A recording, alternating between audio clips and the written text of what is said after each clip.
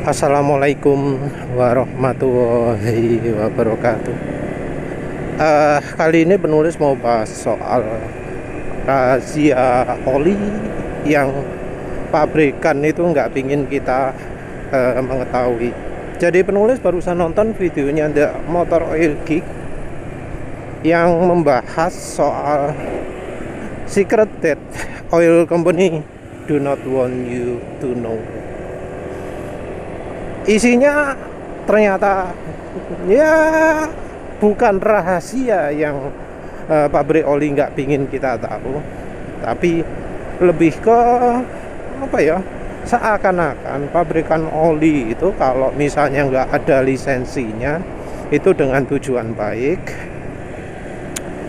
seakan-akan oli sintetik itu lebih baik ya, seakan-akan harga itu bakal sesuai dengan kemampuan olinya. Jadi seakan-akan oli dibuat agar sedekat mungkin ya dengan harga jualnya yang sesuai spesifikasi yang dibutuhkan oleh mobil. Jadi kesannya kalau kita beli oli murah full sintetik yang tanpa sertifikasi, maksudnya nggak ada logo API-nya, nggak ada persetujuan GM Dexos-nya, itu jauh lebih baik daripada oli mineral sing ono sertifikasi ini.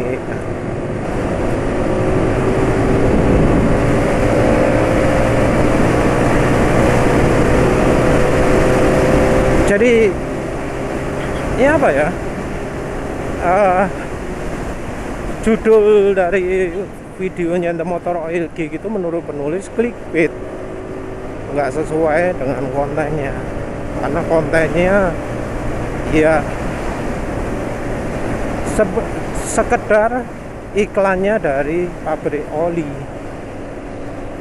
Menurut penulis rahasia dari oli yang pabrik oli nggak pingin tahu itu ya bukan itu ya, bukan itu ya. Menurut penulis paling penting itu terutama dari bahan ya.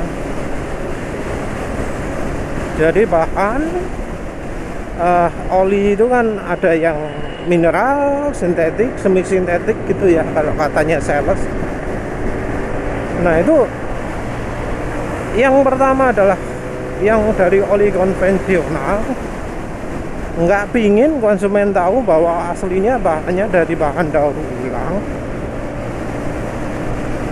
Terus yang kelas full sintetik, pabriknya nggak pingin kita tahu bahwa olinya sebenarnya bahannya adalah bukan sintetik masa lalu, tapi sintetik masa kini yang bisa berupa hydrotreat, hydrocrack. Jadi bukan oli PA.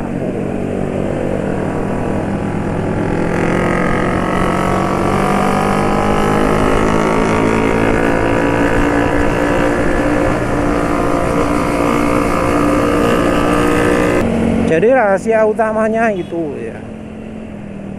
Terus yang berikutnya adalah pabrik oli nggak pingin kita tahu bahwa oli yang mahal itu sebenarnya secara kemampuan nggak begitu beda jauh dari yang murah.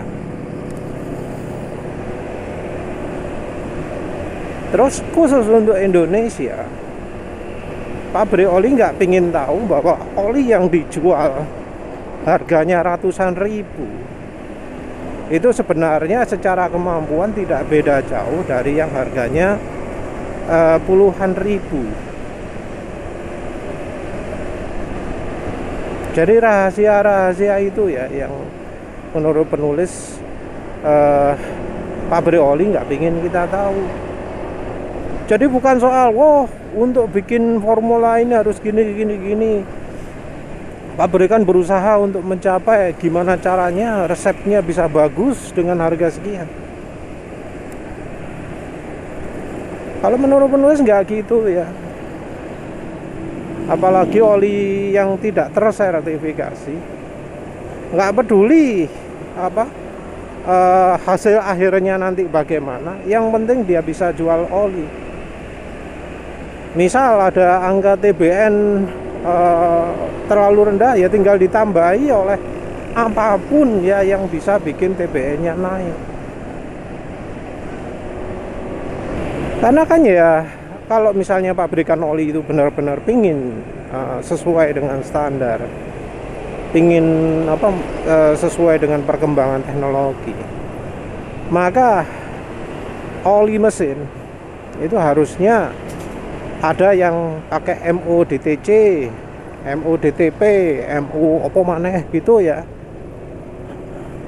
Tapi kan ya kita lihat jarang sekali.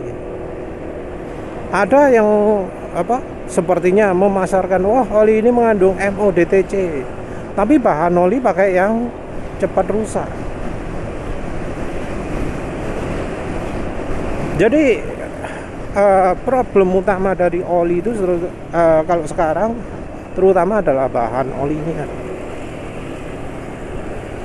Entah mengapa grup 2, grup 3 sekarang kok buruk sekali gitu loh ya. Entah mengapa, padahal kalau zaman dulu yang namanya grup 3 itu bagus. Tapi sekarang entah mengapa kok jadi jelek. Oli yang terkenal misalnya pakai Pure Plus, sintetik, dipakai ngebut cepet encer, cepet kasar suara mesinnya. Kekentalannya 15W50, tapi dipakai digeber sekali sudah encer. Dibandingkan oli yang ya termasuk konvensional kalau menurut katanya The Motor Oil Geek ya. Kok malah lebih enak yang konvensional? Yang jadi masalah memang itu adalah persepsi masyarakat ya. Persepsi masyarakat masih menganggap oli mineral itu lebih buruk dari sintetik tanpa melihat fakta yang ada.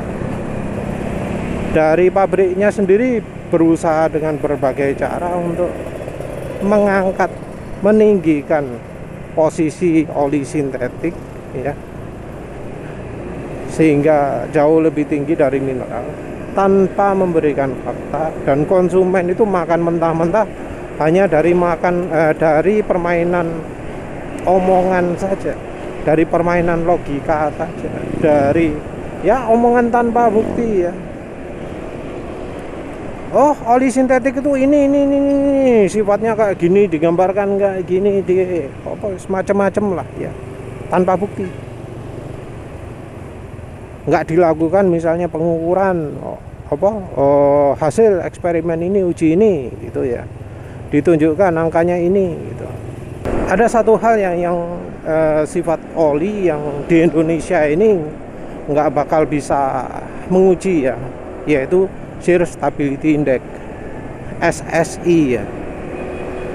Jadi di videonya The Motor Oil Geek itu beberapa kali SSI itu disebut.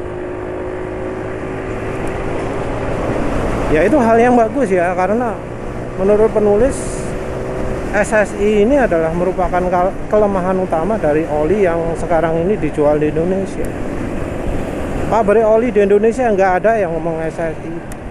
Orang lemigas, orang manapun lah ya, yang katanya pakar oli, ahli oli, bekerja di dunia oli, nggak ada yang ngomong SSI ya. Nggak ada yang memberikan angka SSI.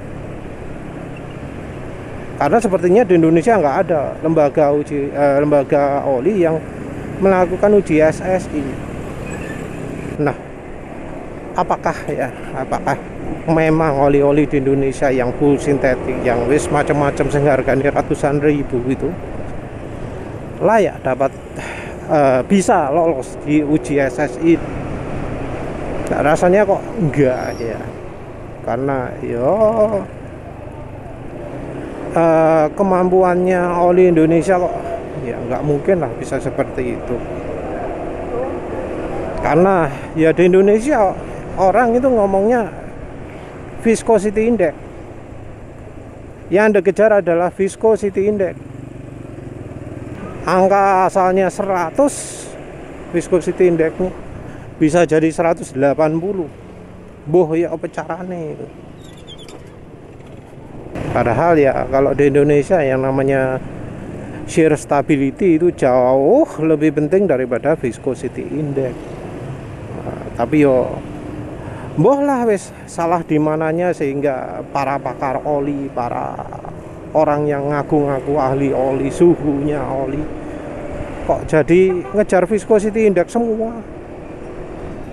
Jadinya ya kayak sekarang oli itu kualitasnya buruk, nggak sebaik zaman dulu lagi. Apalagi ngejar oli encer. Oli encer bahannya hydrotreat yang secara umumnya anggap aja viscosity index bawaan itu cuma 110 lah maksimalis, 110 120. Dinaikkan jadi 150 160 biar kayak oli sintetik. Karena di Indonesia nggak ada uji shear stability index SSI, nggak kepake dah. Nggak ada yang menguji SSI. Jadi orang dalam di semua kalangan, mau yang paling tinggi sampai paling rendah, mulai dari pemilik bengkel sampai konsumen, dari yang kerja di pabrik oli sampai orang yang nggak tahu apa-apa, nggak ada yang mementingkan shear stability. Ya wis. Pemane mau yang soal rahasia itu oli full sintetik ya, dan mineral juga begitu. Rasanya kok bahannya sama saja ya, sama-sama jeleknya antara full sintetik dan mineral ya. Contoh dari Shell itu, oli mineral cepat hitam, oli full sintetik ya cepat hitam. Di beberapa kasus malah kayak oli win itu full sintetiknya jauh lebih jelek daripada versi mineral ya. Padahal di botolnya ana tulisane sing formula itu bintangnya cuma 1, sing power bintangnya 2. Apa maneh sing sisine itu yang kelas sintetiknya itu. Pokoknya sing sintetik yang sintetik kelasnya lebih tinggi lagi, bintang 3. Tapi apa yang terjadi? Ternyata yang mineral jauh lebih baik. Yang formula itu lebih baik daripada yang power.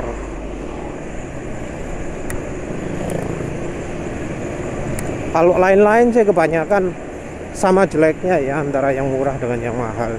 Contoh oli total, walau ya penulis pakai oli totalnya, yang satu made in Singapura, yang satunya made in lokal, jadi total 4T, yang lokal 300, yang impor Singapura 900. Antara 300 dan 900 bedanya sedikit ya, bedanya nggak banyak. Apa mana oli sing murah dan mahal? Oli Repsol, Jaso MB murah versus Jaso MB mahalnya. Jaso MB paling murahnya rego piro? Oh bukan Jaso MB tapi Jaso MA ya, motor bebek. Yang paling murahnya ternyata yo podo ae dengan yang paling mahalnya. Malah justru ya paling mahalnya kayaknya malah lebih cepat rusak olinya. Wes apa maneh? Kayaknya wes itu aja lah wes. Nah, ini taunya dari mana? Ya dicoba. Ya penulis sudah sebut sebelumnya, orang itu nggak tahu ini karena yang pakai murah nggak punya duit untuk beli yang mahal, yang pakai mahal takut pakai yang murah. Penulis gak ngereken, mau yang murah mau yang mahal coba kabeh. Mau oli prototype dicoba juga, walau ono endapane tak apa wis coba.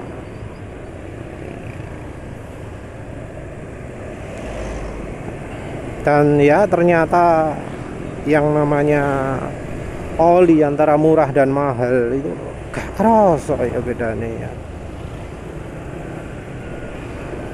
Oli kalau nggak PAU gak kerasa bedanya. Contoh Ravenol ester harga piro 250 atau 280 sekarang, banding Ravenol TSI lebih murah, malah lebih enak Ravenol TSI karena TSI itu paling enggak ono berapa persennya PAU ya. Ya wis lah, itu saja. Terima kasih sudah menonton. Assalamualaikum warahmatullahi wabarakatuh.